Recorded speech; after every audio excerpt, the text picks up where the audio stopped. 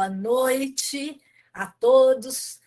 Feliz pelo generoso convite de Marlene, do departamento de Martinópolis, Noemi de Itu, para tratar de um tema que eu acredito muito relevante no mundo atual. As pessoas estão vivendo mais virtualmente do que, a gente diz, a vida real. Mas o que é ser real nesse mundo de hoje, né? Então, eu vou compartilhar algumas ideias com vocês para que, ao final, possamos ter uma roda de conversa bem gostosa e interessante, certamente enriquecedora.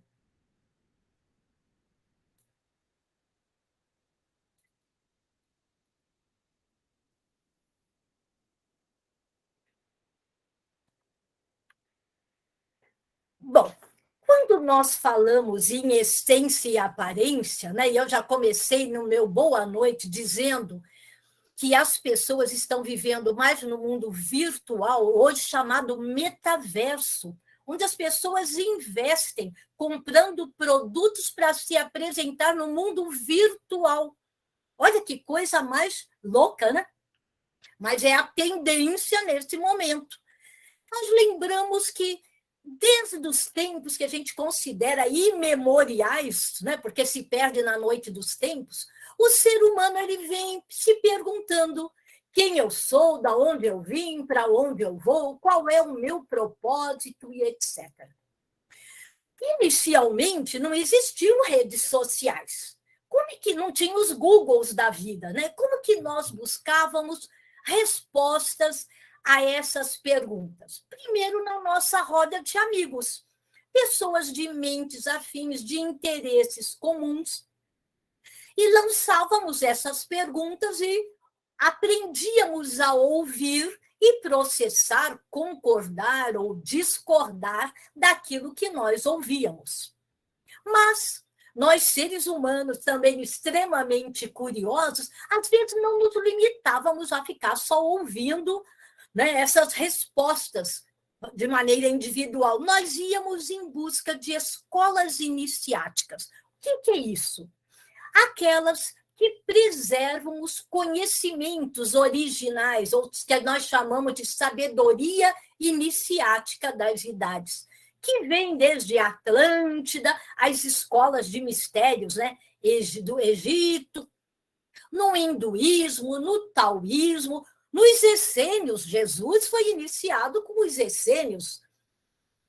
As escolas pitagóricas em período pré-socrático, nas outras escolas de mistérios da própria Grécia e outras sérias que, ao longo do planeta, foram se instalando para preservar esse conhecimento, mas possibilitar àqueles que a buscavam essas respostas.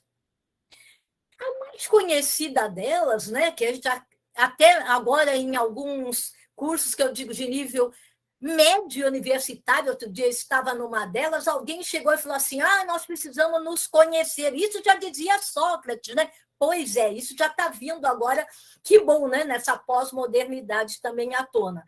Quando a frase não é de Sócrates, mas ele se apropriou dela quando esteve no templo de Apolo, em Delfos, na antiga Grécia, e que fez todo sentido para ele nessa busca de despertar. Então, ele dizia, nossa, lá está escrito Noce TY, que significa conhece, homem, conhece-te a ti mesmo. Opa, então por aí já tem mais algumas respostas. E se nós formos antes ainda, para buscar resposta nos mistérios que estão guardados e prontos para serem desvelados, né, lá no Egito, a esfinge já dizia, né, decifra-me ou devoro-te. E a frase, embora a gente só conhece tão curtinha, na realidade ela diz assim, decifra-me ou devoro-te, homem, mulher, eu sou teu eu interior, teu verdadeiro eu. Sou teu subconsciente e inconsciente, teus sonhos e devaneios, as tuas dúvidas e perplexidades, tuas crenças e valores, Teus defeitos e qualidades, amores e ódios, desejos e aversões, fragilidades e fortalezas. Se não me decifrares, não crescerei em consciência, não evoluirei como ser. Por quê? A busca do autoconhecimento é o primeiro passo. E eu te devorarei. Ao transformar-te de ser humano livre e autônomo em mero joguete das parcas, mera folha ao vento do destino. Bom, quando a gente se depara com esse texto, né, que está lá na Esfinge, primeira coisa, será que a gente sabe todas as palavras? Uma é isso, autoconhecimento, ok, decifrar, busca do verdadeiro eu, que é a essência, que a gente é o nosso tema de hoje, a essência ou a aparência, mas pode ficar em dúvida o que é. Nós seríamos jogados às parcas.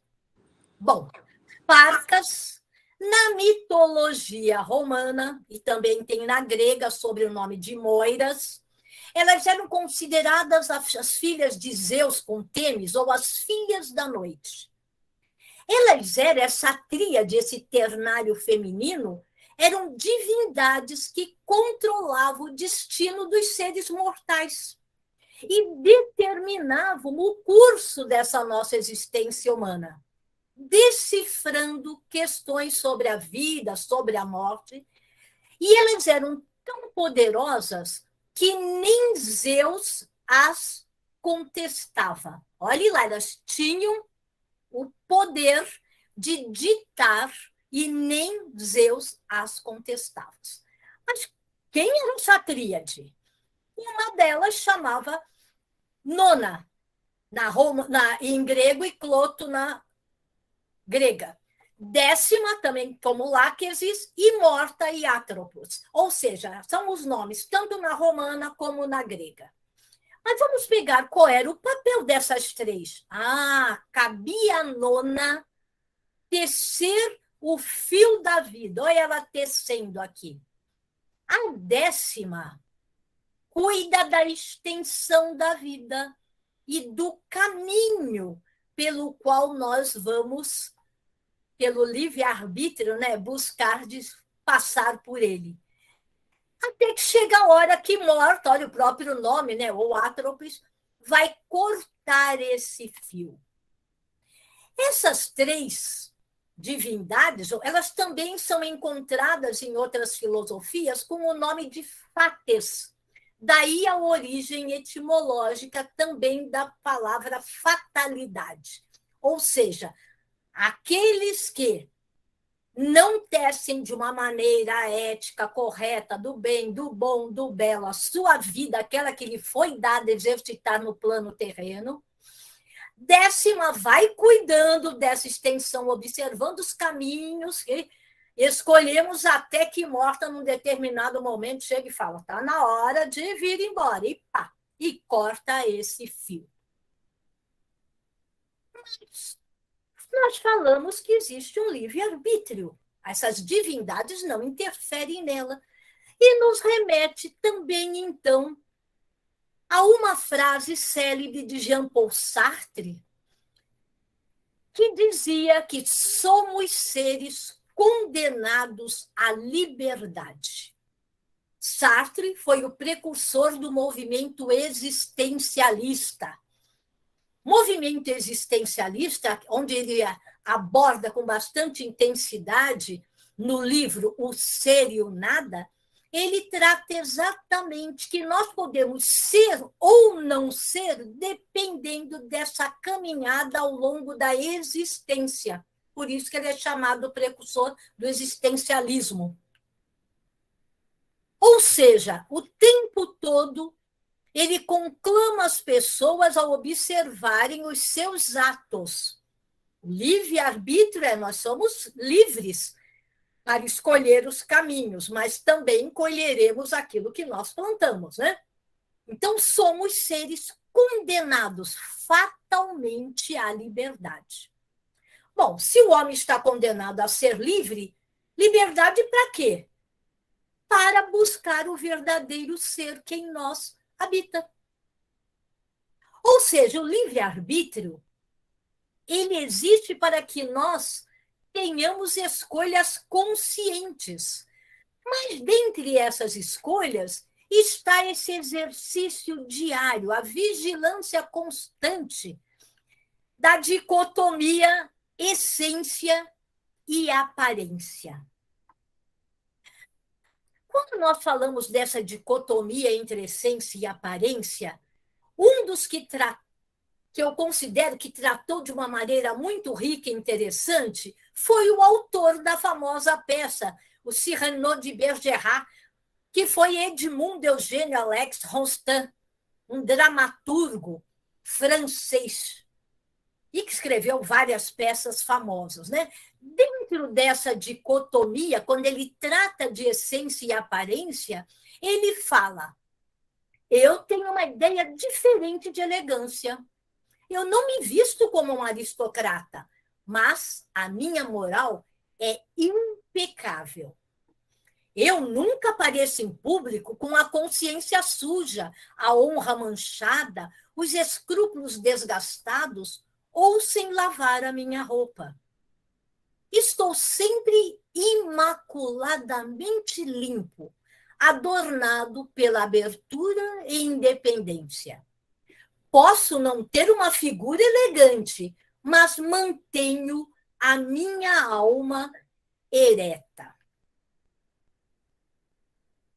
Se você vai em alguns ditames de Allan Kardec, quando ele fala do livre-arbítrio, ele já associa com a busca de estados superiores de consciência. Então, ele diz que o livre-arbítrio se desenvolve à medida que o espírito adquire o quê? Consciência de si mesmo, quando nada mais o dirige a não ser a sua vontade, ou seja, o seu firme querer em andar por tal caminho. Outro que tratou também de maneira brilhante sobre essência e aparência, embora a palavra usada no livro é o ente e a essência, foi São Tomás de Aquino. Ele desenvolveu um tratado metafísico escrito quando ele era muito jovem, antes dos 20 anos de idade. Ele já começou a refletir sobre ente, aquele que vive, aquele que se coloca no mundo, na existência, e a essência que nele habita. E ele escreve que o homem se eleva do composto ao simples, do posterior ao anterior. A essência, segundo ele, existe no intelecto, porque é através da mente, principalmente, né, nesse atual ciclo evolutivo, que nós conseguimos sair do nosso mental concreto, racional, para um mental abstrato, para que entendamos esses conceitos que hoje nós estamos aqui trazendo. Então, ele já dizia que a essência existe no intelecto, que a mente é capaz, quando ela se predispõe, lógico, a isso, a entender o papel dela no mundo. E a substância é composta de matéria e forma. Substância, para ele, é essa parte densa, que muitas vezes coloca esses véus que esconde a verdadeira essência. Ou seja, quando nós falamos em essência ou aparência, essência e aparência, essência versus aparência, nós queremos dizer o quê? Até para alinharmos as nossas falas. Quando nós falamos essência, nós estamos falando do ser que nos habita. E quando nós falamos de aparência, nós estamos falando no ter. Eu preciso ter que me apresentar assim, eu preciso ter que me vestir de tal forma, porque o ambiente onde eu frequento, onde eu trabalho, onde estudo, eu preciso ter buscas financeiras, ter que estudar outra coisa porque é o modismo e eu detesto isso, e ainda violenta o verdadeiro ser. Estude finanças, ele quer ser músico, quer ser um artista. Então, quando nós nos referirmos à essência, nós estamos falando o ser, o verdadeiro ser que nos habita.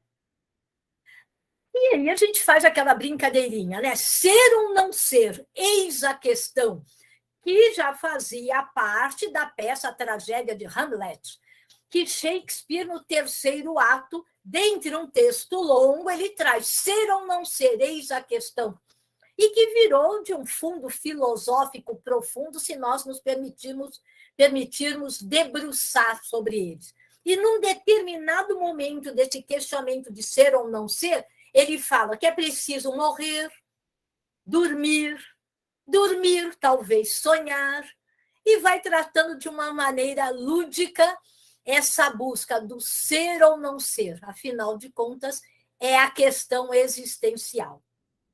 Só que esse ser ou não ser se desdobra hoje mais predominantemente no ter ou ser ou ter. Só que a vida não é sobre ter. A vida é sobre a busca do ser. Por quê? O ter nos aprisiona. O ter é que nos traz os apegos às coisas materiais, conquistadas às vezes com sacrifício ou não, coisas que buscamos e não necessariamente precisamos delas, que maioria das vezes, né, nada nos acrescenta, enquanto a busca pelo ser é aquilo que nos liberta. Aliás, durante a pandemia, né, nesses 2 últimos anos, quantas coisas, e eu me vi muito nisso, quantas coisas estavam presentes na minha vida, dos quais eu não usei durante os 2 anos, e até hoje não sei porque eu havia comprado até então. Cabe, então, a reflexão. Será que eu estava voltado a essa busca permanente do ser, mas não havia me desapegado do ter? Eu sou muito questionadora, né? Então eu me coloco em primeiro lugar no grau de questionamento. E isso ampliou. Nós estamos falando em essência e aparência, ser e ter. Hoje não basta ter. Você tem que parecer que tem que demonstrar para as pessoas que assim ou é sem ser. Olha que coisa mais louca, já não é mais a dicotomia, eu brinquei, é a tricotomia, é tanto a tricotagem que nós estamos nos emaranhando nessas buscas. Por que eu tenho que parecer que eu gosto de tal coisa? Por que eu tenho que parecer que eu sou afim àquilo que estão me trazendo, estão divulgando nas mídias? Por quê? Por quê? Por quê? Ou seja, voltamos aos questionamentos primeiros e devemos acrescentar por que eu tenho que parecer, por que eu tenho que ter, e o quanto tudo isso, ter ou parecer, efetivamente e eficazmente contribui para a ampliação do meu estado de consciência, esse autoconhecimento de quem realmente eu sou. Então, essa tricotomia, essa tricotagem está complicando um pouquinho. Por quê? O eu sou, e a aparência, e essa imagem diz bastante, o eu sou é o verdadeiro eu, aquele que, na maioria das vezes, passaremos uma existência, e hoje cada vez, né, mais longevos, até 100 anos, e quando chegamos lá, certamente não nos conheceremos o suficiente para um grande salto. Por quê? Nos prendemos muitas vezes às máscaras diárias, ligadas à aparência. A própria palavra máscara, no grego, é persona. E a cada dia, antes de nós sairmos de casa, ora nós usamos uma persona, uma máscara no trabalho, uma máscara na família, uma máscara na academia, uma máscara no condomínio do prédio, Ou seja, quantos seres em mim habitam, estão ali habitando, que não necessariamente retratam quem eu verdadeiramente sou. O que está fora, nem sempre, e hoje acho que nós podemos até, sem exagero, falar, nem sempre mostra o que está por dentro. Nesse mundo de influencer, eu amo tecnologia e vivo nele, viu, gente? Sou apaixonada por tecnologia. Sei da importância do bom uso dele. Mas o que mais se vê é postagem no Instagram, no Facebook, no YouTube, sim, todas as nossas mídias e redes sociais, demonstrando não aquilo que verdadeiramente somos, independente se vão gostar ou não, mas sim aquilo que o mundo está esperando que eu diga, que eu poste, que eu fale sobre ou que eu concorde. Então, o que está fora, a aparência, na maioria das vezes, não retrata a essência. Eu gosto muito dessa figura, embora bastante utilizada, né? Onde uma senhora, ou um senhor, não é? Acho que é uma senhora, que é impossibilitada de andar, mas a essência dela é de uma bailarina. Então, não importa como os outros a veem, o importa é como ela se vê. E ela dança, e ela curte, porque a essência dela, a essência humana, foi feita livre para voar. Então, nada nos prende. As aparências, elas escondem a essência. Tem uma frase postada por Rosi Coelho que diz assim: um coração atento e cheio de amor percebe que algumas vezes um corpo embrutecido abriga uma alma sensível. E quantos de nós nos permitimos conversar com diferentes seres de diferentes aparências, quando na maioria das vezes até fugimos delas, que hoje se estuda a invisibilidade humana, passamos por pessoas sem até cumprimentá-las? Hoje já existem estudos sérios e o quanto isso afeta a essência de quem se sente invisível na sociedade. E por falar em invisível, a gente não podia deixar de citar o Pequeno Príncipe, meu livro desde a infância, e que até hoje é o que eu mais compro, eu dou de presente, vou ter que comprar outro, é o que eu mais comprei e dou. Que dizia, né, que Exupéry, que o essencial é invisível aos olhos, só se pode ver bem com o coração. Entretanto, nós também não nos permitimos ver com os olhos do coração. Então, o essencial continua invisível. Nós que estudamos na Sociedade Brasileira de Obiose, aquilo que é trazido pela sabedoria iniciática das idades, que nós temos uma constituição oculta, pouco trabalhada ou conhecida, a não ser nas escolas de iniciação. Nós somos seres setenários, nós temos 7 veículos que nos compõem. Um corpo físico, que é o mais trabalhado. O pessoal vai malhar, vai se maquiar, vai fazer, corta cabelo, pinta cabelo, muda roupa. O corpo físico, que nem sempre é preservado de forma saudável. O corpo vital, que é aquilo que nos mantém vivos e animados.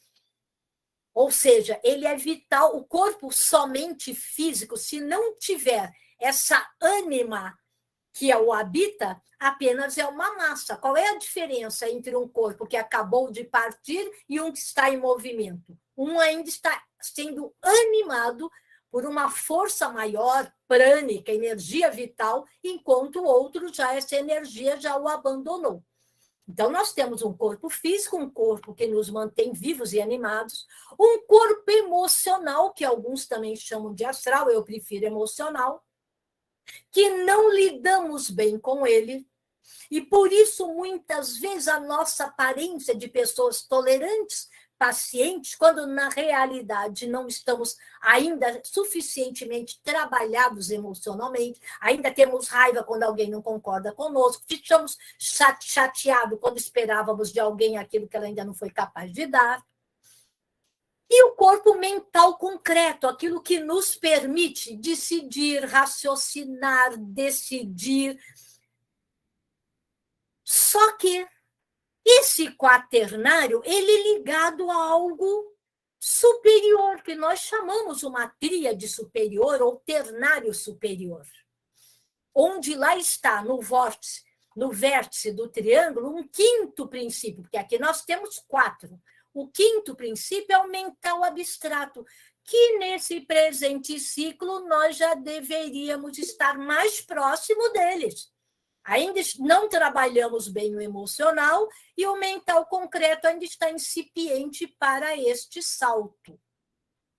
Desse lado do triângulo, nós temos o corpo búdico, mais conhecido profanamente como o corpo da intuição, ou o sexto princípio, que também chama nosso sexto sentido, para culminarmos na reconexão com algo superior. Deus, a divindade, Brahma, Atman, o nome que cada um de nós aqui batizemos, mas que representa algo superior e que é a nossa verdadeira busca, o verdadeiro ser que busca chegar a esse sétimo princípio. Por quê?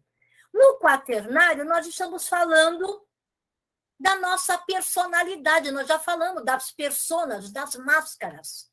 Enquanto o que nós devemos buscar é o verdadeiro eu, é o ser que nos habita, a verdadeira individualidade.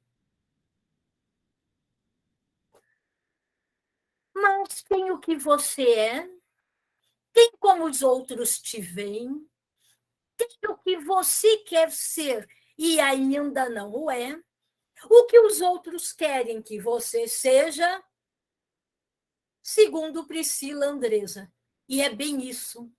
Aquilo que nós somos não necessariamente é como nós somos vistos. Por quê? As nossas aparências são trabalhadas no nosso comportamento. E o que é o comportamento? É aquilo que o outro é capaz de falar sobre nós na nossa ausência. É aquilo que nós exteriorizamos. Não é necessariamente o verdadeiro eu. O que nós não podemos perder é essa identidade, à medida que os outros é que determinam o que nós devemos falar, nos postar, vestir, e o mundo midiático é bem isso. A moda agora é essa, não é mais essa cor, é essa. O que você tem que ler agora é esse. É o filme da vez. Ou seja, o mundo das aparências está levando a uma série de problemas psicomentais, emocionais, sociais, porque estamos nos deixando levar nessa perda de identidade. Bob Marley também já falava, né, que nós devíamos nos preocupar mais com a consciência do que com a reputação, ou seja, aquilo que pensam de nós. Pois sua consciência é o que você é, e a sua reputação é o que os outros acham de você, e não necessariamente eles estão certos.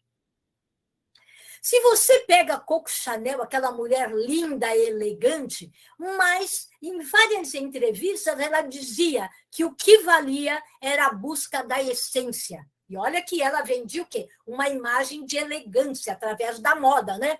Então ela dizia, a frase dela, não é a aparência, é a essência. Não é o dinheiro, é a educação. Não é a roupa, é a classe. Ou seja, não adianta vestir aquelas roupas que ela desenhava quando você não era efetivamente voltada para usar aquilo. Porque alguém apenas exigia que agora você tinha que usar algo parecido com aquilo que ela estava trazendo. E quando a gente vê essa figura de sorvete, se a aparência explicasse a essência, o sabor seria desnecessário. E é bem também isso, né? O que nós devemos, então, investir nosso tempo, a nossa energia? Focar na essência, para que a essência trabalhada transpareça na aparência. Olha que bacana. Quando nós focamos na essência, verdadeiramente, naturalmente eu não preciso mudar o externo, porque assim nós nos apresentaremos aos olhos dos outros. Só que para isso é preciso se permitir buscar um caminho evolutivo. Nós, propositadamente, Deus eterno, o nome que nós chamemos, ele nos faz potencialmente prontos, ou seja, nós podemos vir a ser o que quisermos, mas ele não nos já coloca no mundo prontos. Ele nos coloca como a semente que traz no potencial latente aquilo que quiser vir a ser. Mas ele coloca a possibilidade de que cada um de nós, através do livre-arbítrio, busquemos o caminho evolutivo. Para isso é preciso se permitir. Quantos de nossos amigos e irmãos não se permitem e passam por uma vida sem existir? É preciso mergulhar em si mesmo. Quando nós não mergulhamos em nós, queremos que os outros mergulhem, as coisas também já não dão certo. Porque a viagem mais importante, eu amo viajar, viu, gente? Mas de nada adianta viajar só para conhecer o externo se o meu interno continua obscuro, escondido, velado. A saída é para dentro. Não tem outro jeito. Todo caminho iniciático começa por essa viagem interior, esse caminho para dentro de nós. As pessoas buscam fora o tempo todo. Só que o mundo externo nos apresenta tantos outros caminhos propositais para nos desvirtuar do caminho que nós deveríamos. A câmera deveria estar voltada para nós. Nossa, quem eu sou? Como eu me apresento no mundo? Qual é a minha contribuição para o mundo? Será que eu nasci para isso? Esses questionamentos, essas respostas só existem dentro de nós. Platão já trabalhava essência e aparência com outras palavras. Né? Ele dizia que a essência do ser humano é a alma. A alma é imortal e preexistente ao corpo físico. Então, quando nós habitamos o plano físico, muitas vezes, olha a figura, né?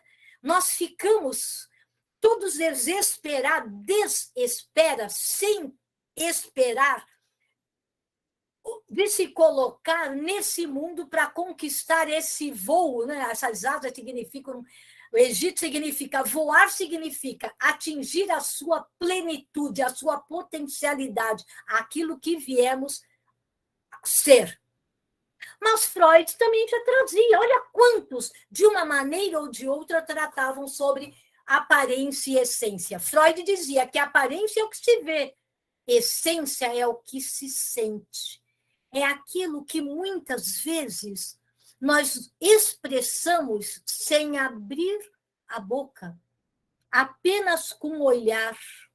E o olhar, e nesses 2 últimos anos, o olhar ficou evidenciado pelas máscaras.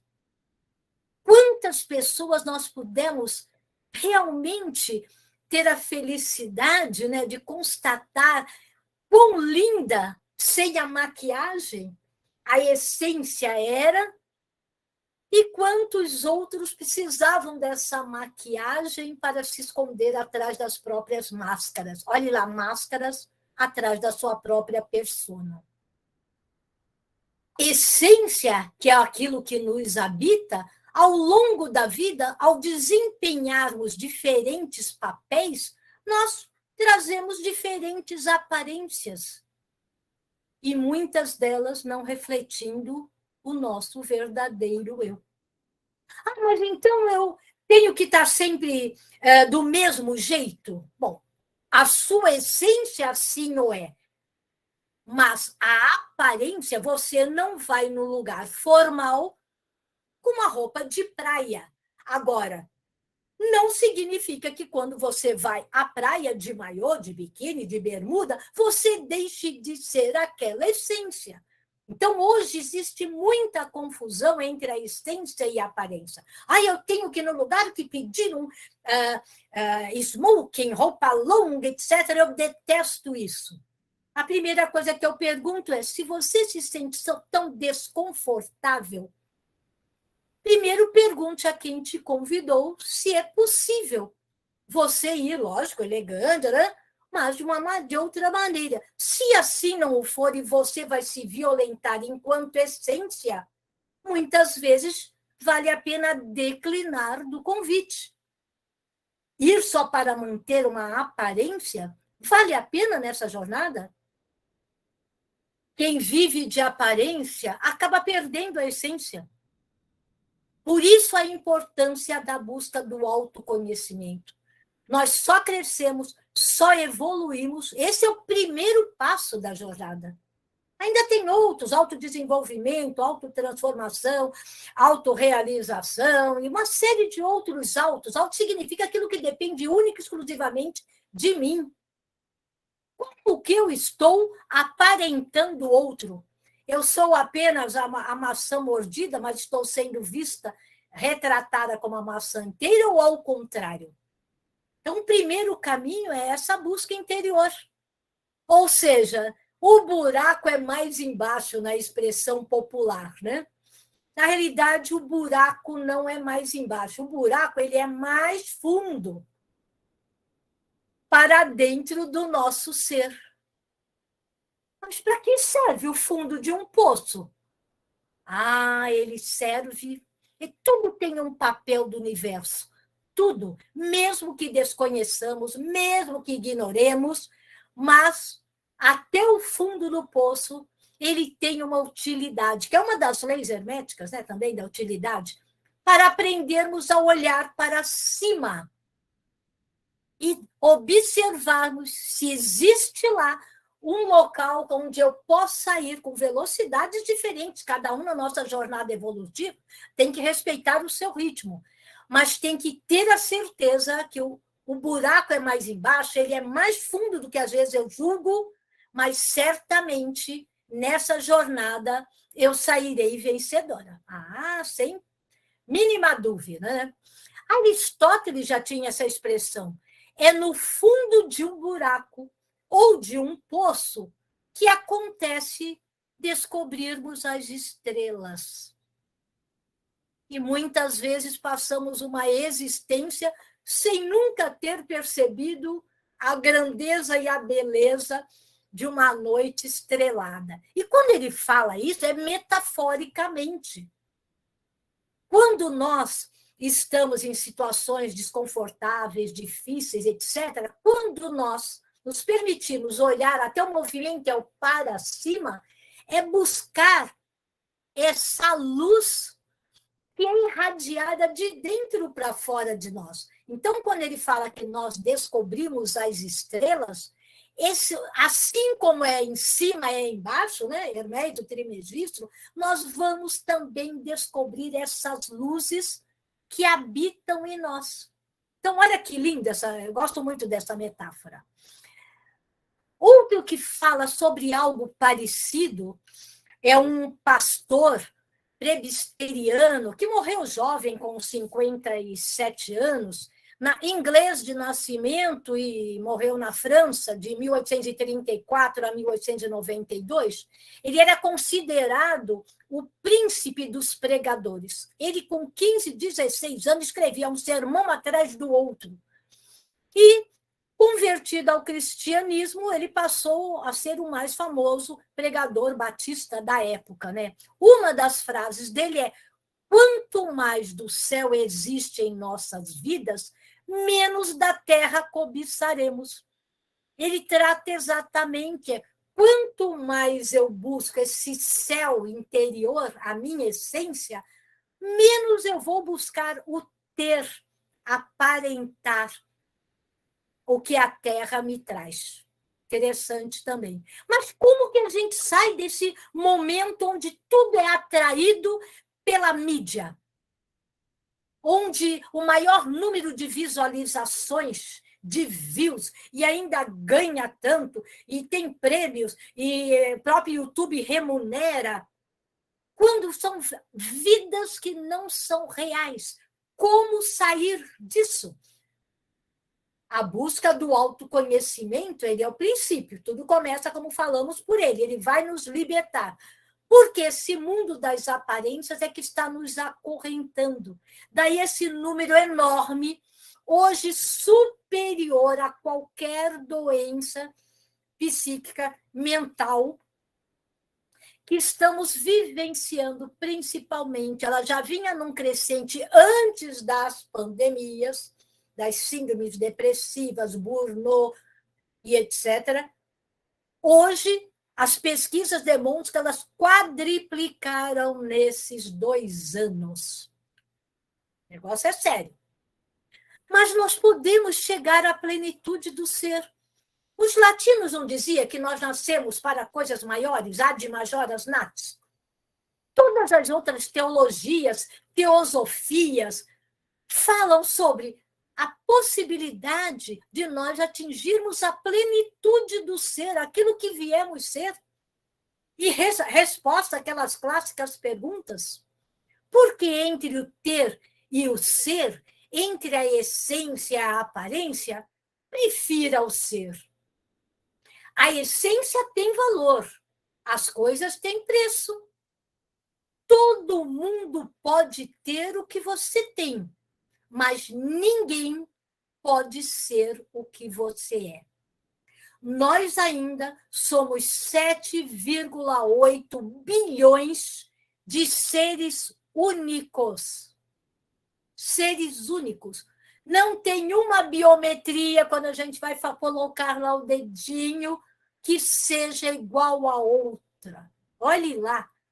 Seres únicos. A divindade imprimiu em cada um de nós essa possibilidade única de fazer a diferença no mundo. E nós disso nos esquecemos. Questionamento que eu me coloco, né, e trago aqui para a nossa roda de conversa. A sua essência está refletida na sua aparência? Eu me questiono isso todos os dias. Será? Karl Marx dizia, se a essência e a aparência coincidissem, que é o que nós devemos buscar, essa é a nossa meta maior, a ciência seria desnecessária. Porque a ciência existe para provar uma série de coisas.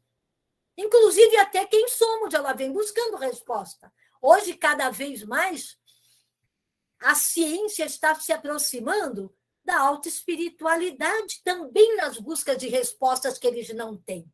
Então, se a aparência e a essência coincidissem, que é o que nós temos que buscar, ela já logo vai se fazer desnecessária. E outra colocação, se o mundo fosse cego, outra reflexão, né? Quantas pessoas você impressionaria pela sua forma de ser, pela sua forma de expressar? Como que as pessoas sentiriam esse seu verdadeiro eu? Se elas tivessem que falar sobre você sem tê-la visto pela aparência, as impressionaríamos?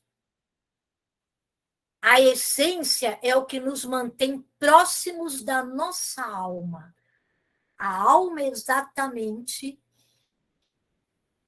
o que nós chamamos dessa parte do nosso setenário, constituído do nosso corpo emocional e do nosso mental concreto, que nos permite o salto, um dínamo acelerador, um salto para atingirmos o ternário superior. Portanto, não é a aparência, é a essência que nos mantém próximos de nossa alma. Por isso que quando nós atingimos o quaternário inferior, a nossa quadratura, que a gente brinca, ainda somos bestas quadradas, né? Quando nós atingimos a essência, o ternário superior em nós passa a habitar, ou seja, o triângulo internaliza dentro do quaternário, que é a verdadeira tríade superior, o verdadeiro eu, o eu crístico, a centelha crística, como em diversas linhas iniciáticas batizam. A partir de hoje, portanto, né, menos aparência e mais essência. É aquilo que eu mais me cobro diariamente.